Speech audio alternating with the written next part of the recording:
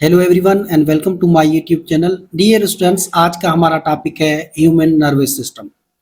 Nervous system हमारे body का एक इम्पॉर्टेंट और कॉम्प्लेक्स सिस्टम है जो जिस्म और दिमाग के दरमियान राब्ता कायम रखता है और मुख्तलिफ कामों को कंट्रोल करता है, जैसे हरकत, सोचने, यादाश्त, जज्बात और जिस्मानी रद्द अमल शामिल है।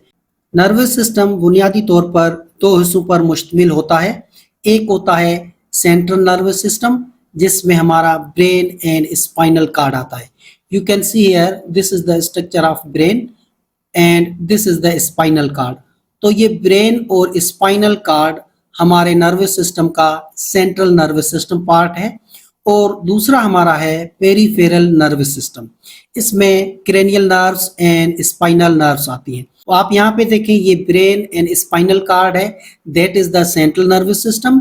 और यहाँ पे आप देखें ब्रेन से नर्व्स निकलती हैं। आप यहाँ पे देखें, this is called cranial nerves और ये हमारा स्पाइनल कार्ड है। इससे भी आपको यहाँ पे नर्व्स निकलती नजर आएगी। So these nerves are called spinal nerves. Cranial nerves and spinal nerves ये मिलके हमारा दूसरा हिस्सा बनाती है, जिसे हम बोलते हैं पेरिफेरल नर्वस सिस्टम। तो नर्वस सिस्टम के दो हिस्से होते हैं। एक होता है सेंट्रल नर्वस सिस्टम, जिसमें हमारा ब्रेन एंड स्पाइनल कार्ड आता है, और दूसरा होता है पेरिफेरल नर्वस सिस्टम, इसमें हमारे cranial nerves and spinal nerves आते हैं।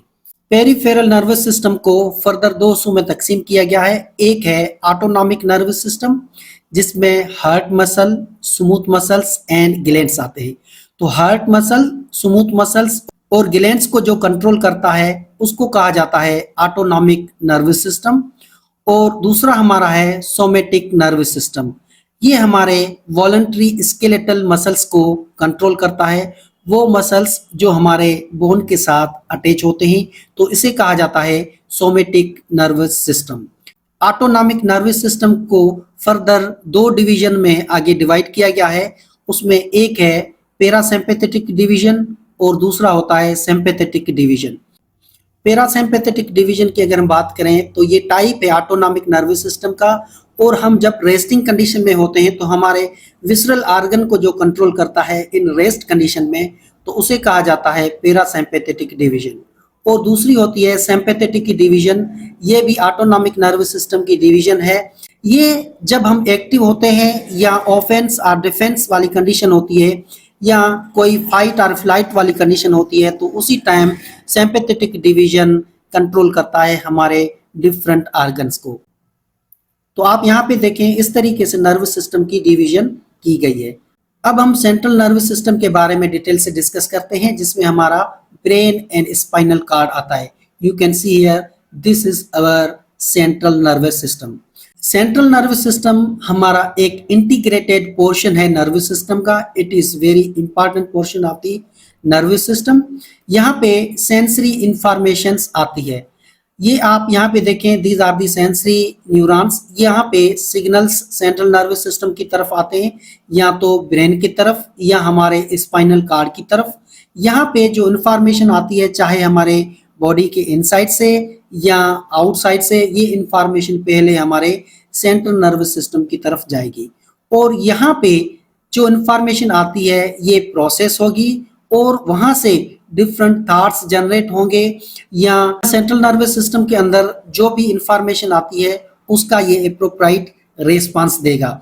सेंट्रल नर्वस सिस्टम न्यूरॉन पे मुश्तमिल होता है और उन न्यूरॉन्स को कहा जाता है एसोसिएशन न्यूरॉन्स और इंटरन्यूरॉन्स।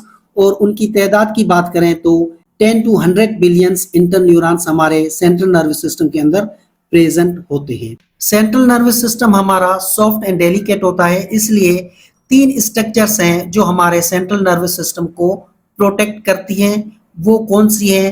तो नंबर 1 है बोन प्रोटेक्शन। एक बोन है जो हमारे सेंट्रल नर्वस सिस्टम को प्रोटेक्ट करती है। दूसरा है meninges. These are the protective membranes. ये भी हमारे सेंट्रल नर्वस सिस्टम को प्रोटेक्ट करती है। उसके अलावा सेरिब्रोस्पाइनल फ्लूइड। तो ये तीन स्ट्रक्चर्स हैं जो हमारे सेंट्रल नर्वस सिस्टम को प्रोटेक्ट करती है। सबसे पहले हम बात करेंगे बोन प्रोटेक्शन के बारे में। You can see here this is the structure of brain. और ब्रेन को जो प्रोटेक्ट करता है बोन, उसे कहा जाता है skull. You can see here skull या क्रेनियम, ये हमारे ब्रेन को प्रोटेक्ट करता है। अगर हम इसको अल्ट्रा स्ट्रक्चर यहाँ करके देखते हैं तो ये हमारा ब्रेन का पोर्शन है, और ये स्ट्रक्चर आपको यहाँ पे जो नजर आ रही है ये बेसिकली बोन है, इसे कहा जाता है स्कल बोन या क्रेनियम। उसके बाद हमारा सेंट्रल नर्वस सिस्टम का दूसरा पार्ट है स्पाइनल कार्ड। इसको भी प्रोटेक्ट करने वाला बोन होता है, और उस बोन को कहा जाता है वर्टिब्रल कॉलम या स्पाइनल बोन्स। ये हमारे स्पाइनल कार्ड को प्रोटेक्ट करता है। तो ये एक स्ट्रक्चर हो गई। दूसरी स्ट्रक्चर हमारी है meninges. These are the protective membranes. Bone के बाद आप यहाँ पे देखें 3 मेम्ब्रेन्स हैं। ये तीनों मेम्ब्रेन्स, इसे मेनिंजेस भी कहा जाता है।